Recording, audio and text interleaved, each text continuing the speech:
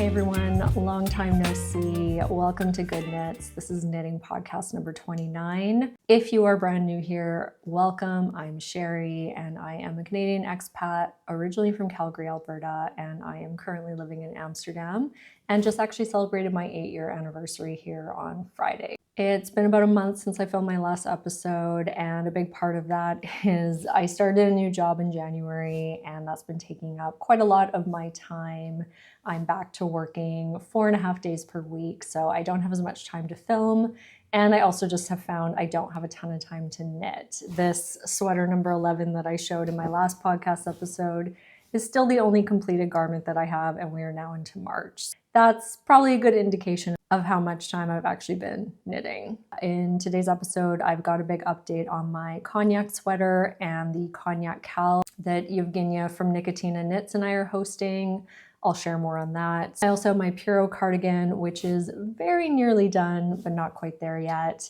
And I can give a small update on the shawl that I showed last episode. A big reason that I am wearing the same outfit that I wore in my last podcast is I just got back from the Knitting in the Dam event that I hosted with my friend Melanie.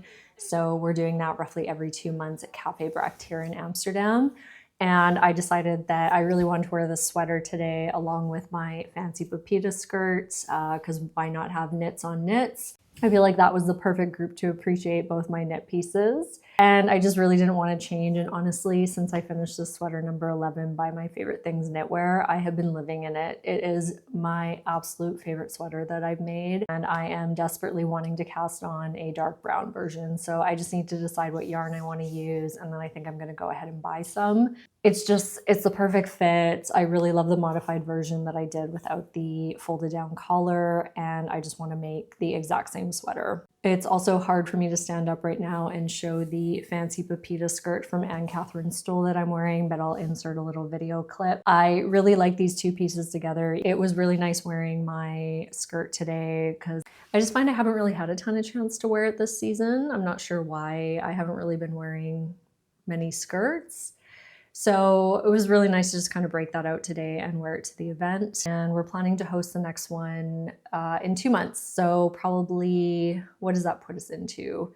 March, April, May. So May will probably be the next event. If you are interested in attending that or you know somebody that would want to, please go ahead and just follow me on Instagram at Goodknits, and I will be posting all the event details there once we get a little bit closer. But it will likely be the first Sunday of May, so if you want, just go ahead and block that off already if you're planning to attend. So it's something that I intend to keep up for the rest of the year, and I would love to maybe even make that bigger, start to find a larger venue to host us. But for now, we will keep it small and intimate. Let's get into my works in progress. So the first one, and the one I'm going to talk about the most, is my Cognac Sweater. Now, this is a pattern by Atelier Castin. I am hosting a Cognac KAL right now with Evgenia from Nicotina Knits. She has a beautiful knitting podcast here on YouTube as well. I definitely suggest that you go check that out. Also her Instagram. We are hosting this KAL from February 10th, so we already kicked it off. I think, what is that? We're on week 3 already. And we decided to extend the deadline to March 31st because in order to enter to win one of the 5 prizes, you do need to finish the sweater. So we want to give everybody a little bit more time, including ourselves. So that will run until March 31st. We have a group chat, which I checked today. We are already at 68 people that have joined. Many people have already finished their sweater. There's been so many beautiful colors that have been chosen. We have a really good mix between the sweater and the cardigan. So the Cognac patterns, if you don't know, come in sweater and cardigan versions, but also each of them have 2 versions. The sweater and the cardigan both have an I-cord or I think a twisted rib trim.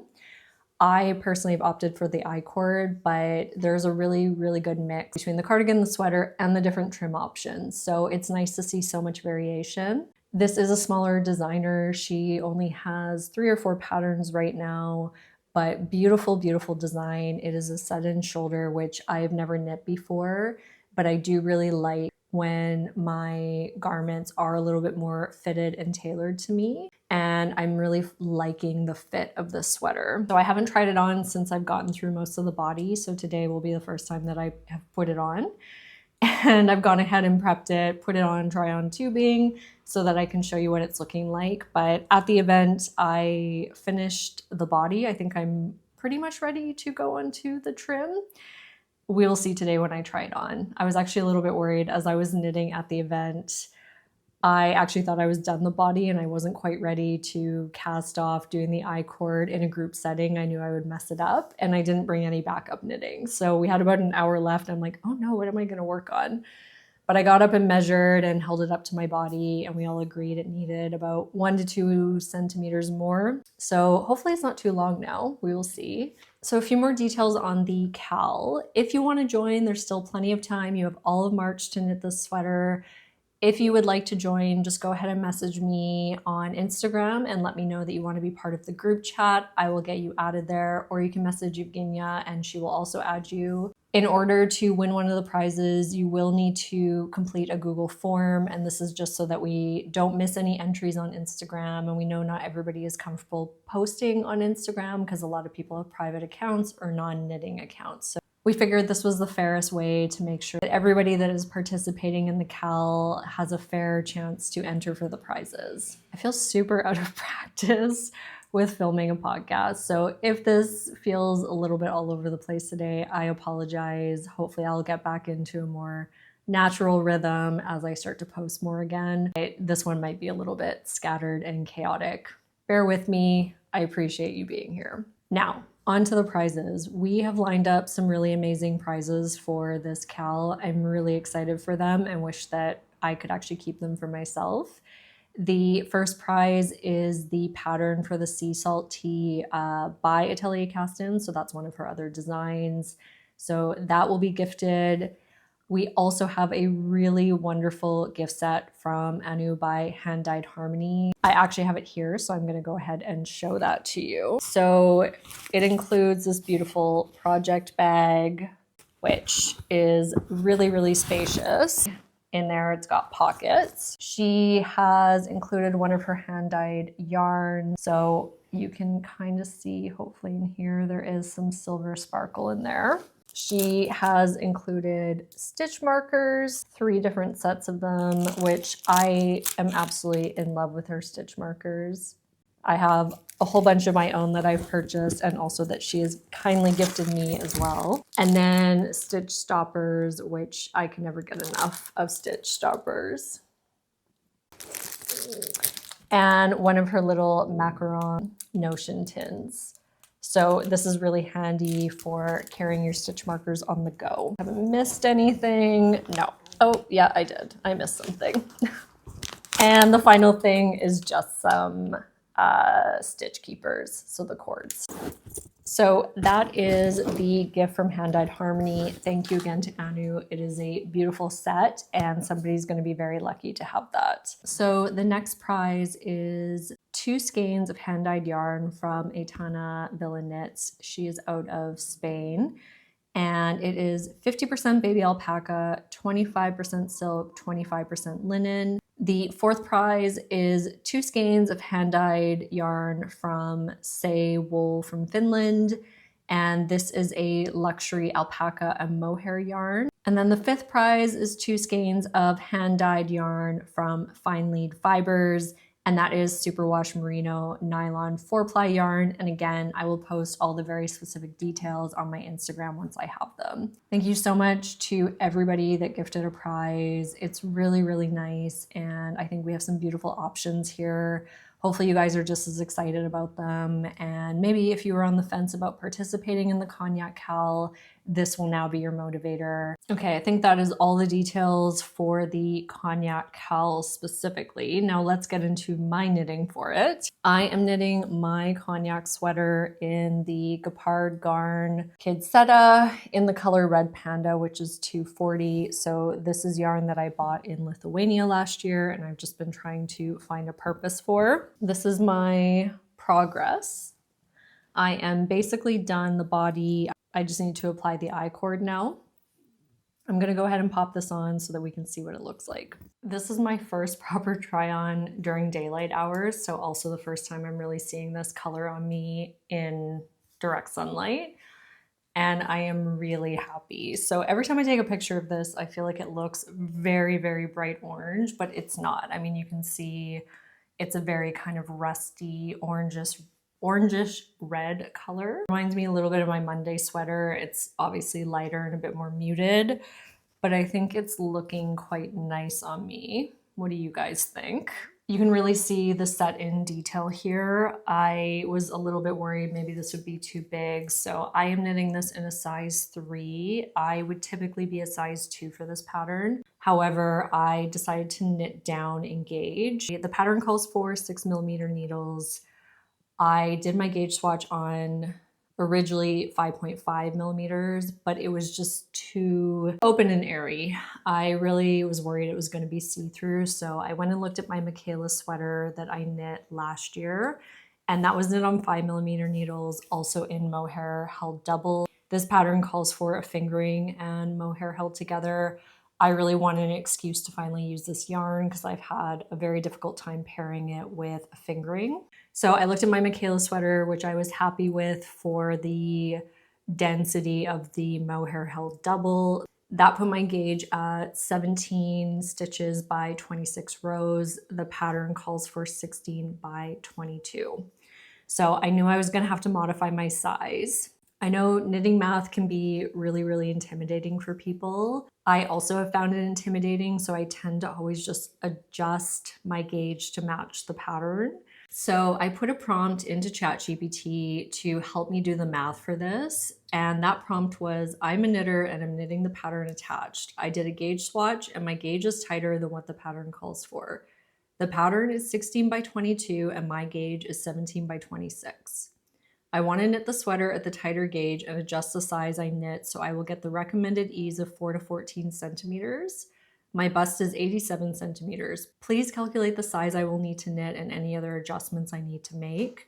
And then I went ahead and attached the pattern. I was actually quite impressed with what it came back with in this case. ChatGPT was able to tell me the difference in stitch gauge, do the math, and suggest the size selection. They said the pattern is designed for 4 to 14 centimeters. Since your bust is 87, the ideal finished bust size should be between 91 to 101 centimeters. Then it showed me for size 1, 2, and 3 what the final measurement would be based on my gauge. And then because my gauge was tighter, it said each size will come out 6.25% smaller. So we'll adjust the finished bust measurements. Size 2 would have given me 86.8 centimeters, which would have been negative ease. Size 3 was 96.2. Based on that, that would give me about 9.2 centimeters of ease based on my gauge. And then it also went on to recommend what adjustments I might need to make for row gauge. For the size 3, basically I could knit everything the same, and then it's just the length of body and sleeves that I'll need to be aware of. So for example, on my decreases for the sleeves, I might need to space out my decreases a little bit more because my gauge is tighter. So I would say if you're comfortable with knitting math, definitely don't go this route. You don't need ChatGPT.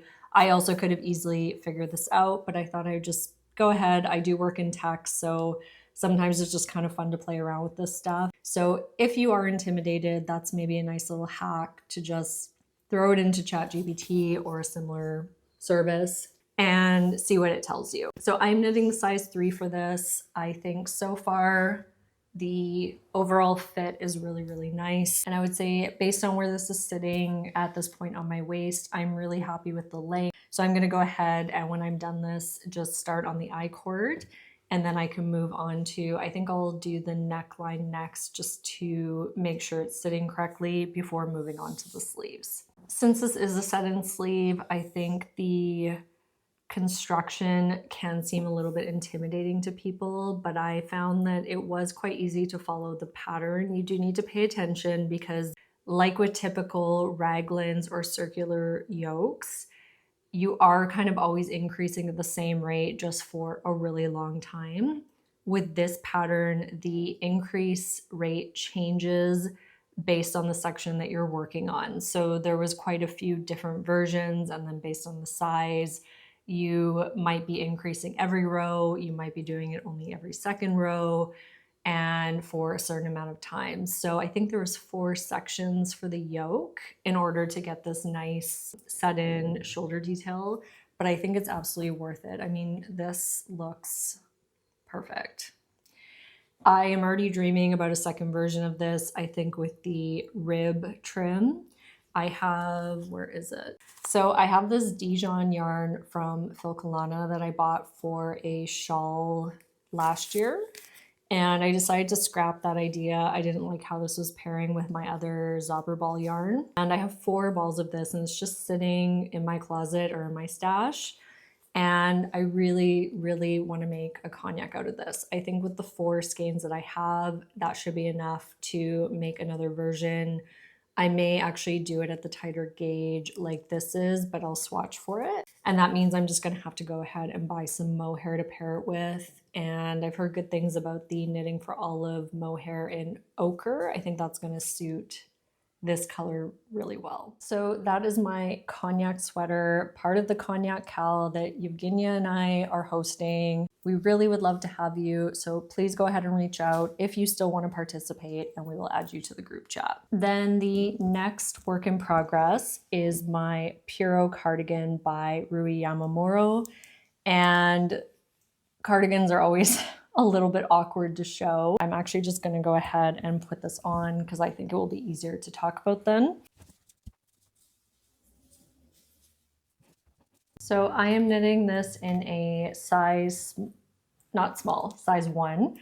And this is my first time working on a pattern by this designer. I've been really happy with the clarity of the instructions.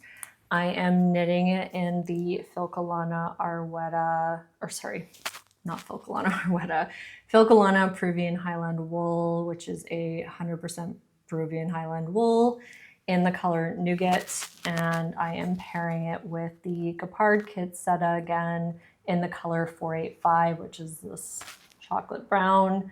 So they're not the perfect match. It would maybe make a nice marling effect. I think it's doing its job.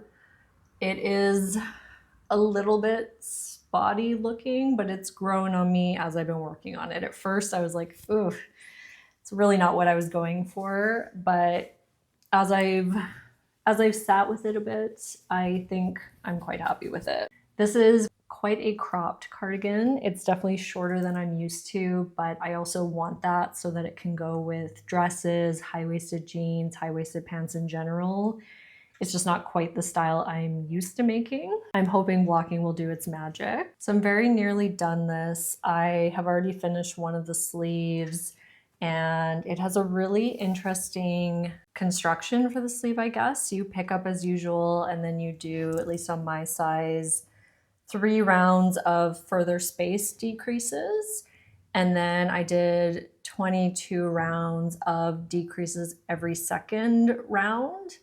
And it's not just your usual decreases where you do, you know, 1 stitch and then you decrease and then you work your way around and do a decrease and then 1 more stitch.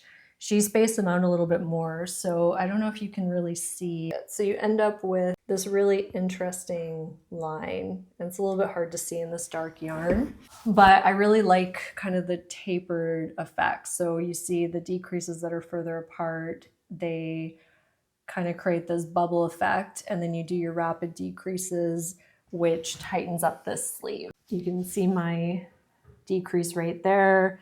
Then I did a bunch of rounds of just straight stockinette, and now I'm on my ribbing. So this is pretty much done. I am definitely gonna finish the ribbing today.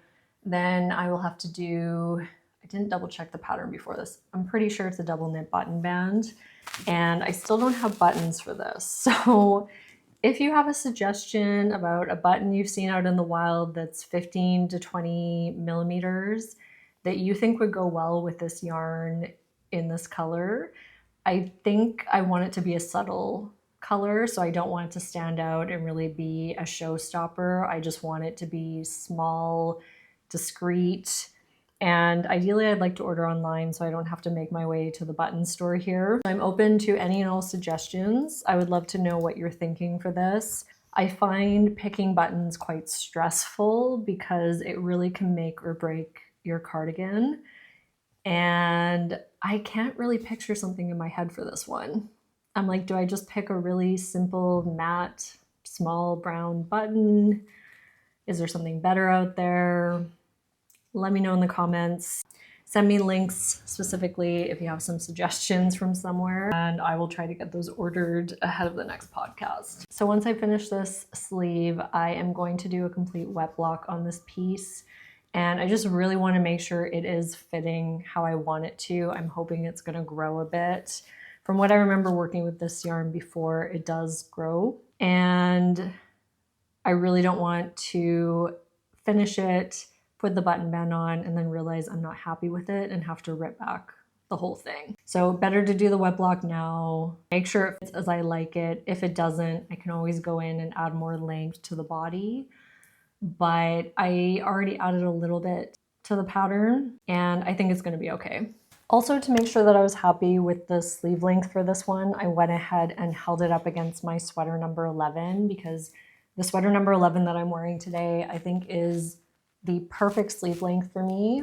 And so what I like to do when I'm really unsure about how long a garment should be, how long the sleeves should be, I just hold it up against I lay it down over top of a sweater that I'm already happy with, and then just measure that way.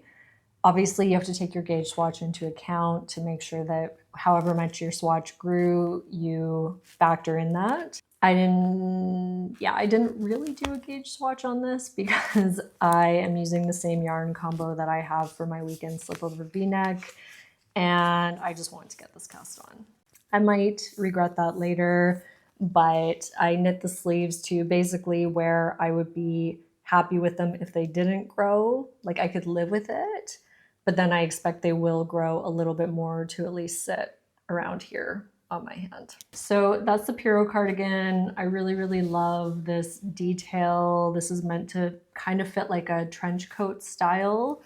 And if I like this cardigan, I think I may go ahead and just plan to knit another one at some point in a solid color and maybe with a little bit more length. So we'll see how this one goes and then make a decision from there.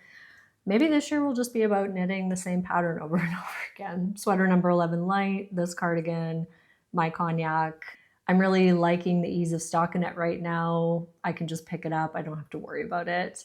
So that's been really lovely. And the final update on a whip today is just showing you where I'm at with my self-drafted Zauber ball shawl. So I showed this last episode. This is curling here.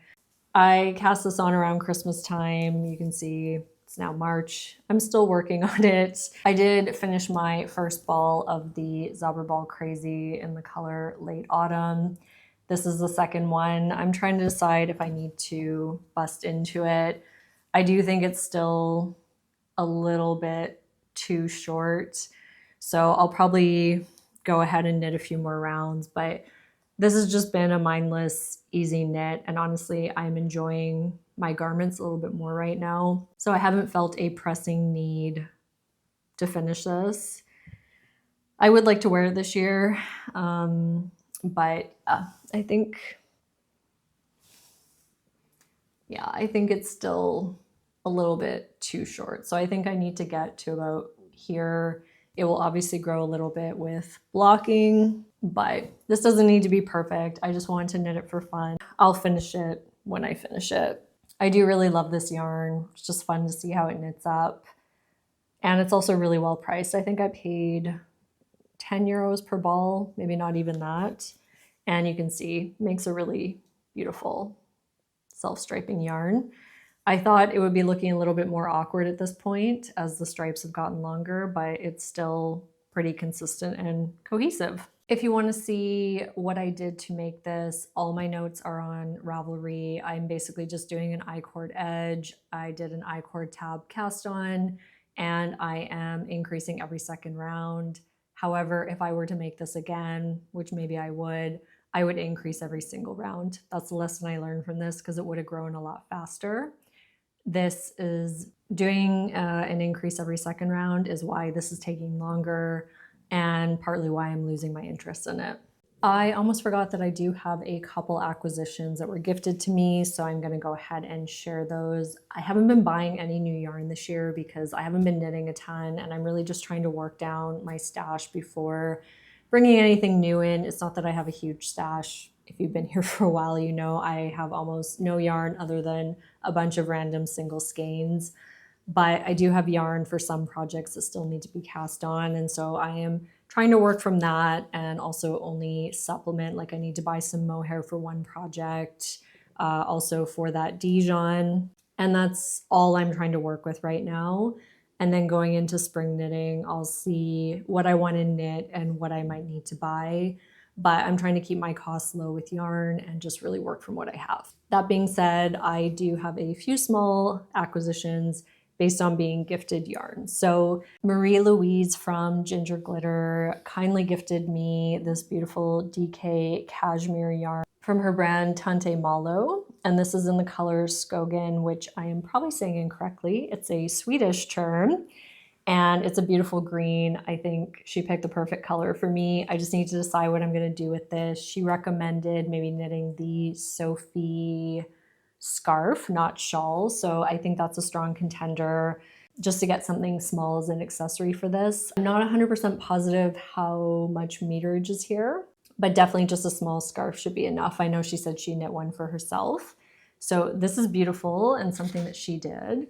And then she also had some Filcolana Vilia yarn in the color Red Squirrel. So she gifted me her 2 skeins thinking that they would be a nice fit for my skin tone in my true autumn palette. I agree. So I think I'll hold on to these and then for next year, go ahead and make a hat or gloves, but something to that degree. So probably not a this year project. It's also quite close in color to the Dijon. This yarn is also different. What is it made of? 100% alpaca. And I don't think I've ever used 100% alpaca.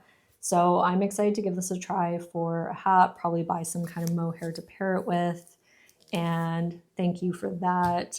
And then when Anu from Hand-Dyed Harmony sent me the gift for the KAL, she also sent me a nice little gift, which I appreciate. So this is one of her other hand-dyed yarns, and it is also 80% superwash merino, 20% nylon, 20 grams, 75 meters. And I don't know what color it's in actually. Beautiful blue, so I just need to figure out what I'm gonna do with this. Maybe a stripe on some kind of hat in the future, since I realized I'm definitely not a sock knitter.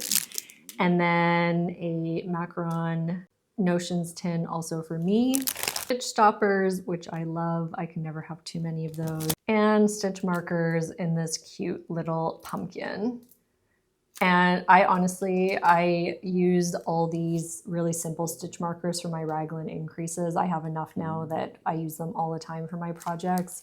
And they're so much better than the really plain ones that I used to use. So thank you so much, Marie Louise and Anu, for those very kind gifts. I will get much enjoyment from both of them. So that is everything that I wanted to cover today. It's been a really nice knitting day, doing my knitting event and then sitting down and finally recording a new podcast. I think I'm gonna go enjoy kind of the first signs of spring here. We have some sun. I think I'll go for a bit of a walk and then come back and finish the I-cord trim of my cognac so that I can get started on the sleeves for that. I am going to try to be better in March about recording more often.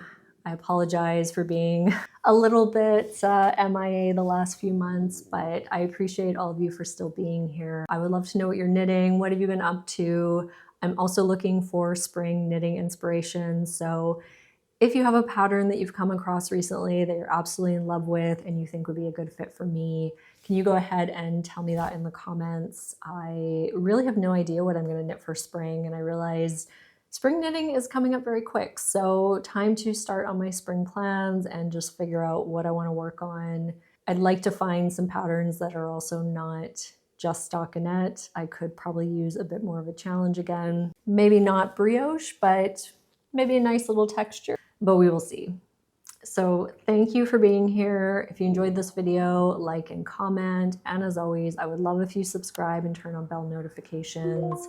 I post podcast episodes at this point every 3 to 4 weeks, hopefully more as we come up on the warmer months with more sun. And I am going to try to get back to filming some additional content. I also realized I have my dyeing of my slipover that I still need to post a video for. So that I promise will come in March. I've got all the content.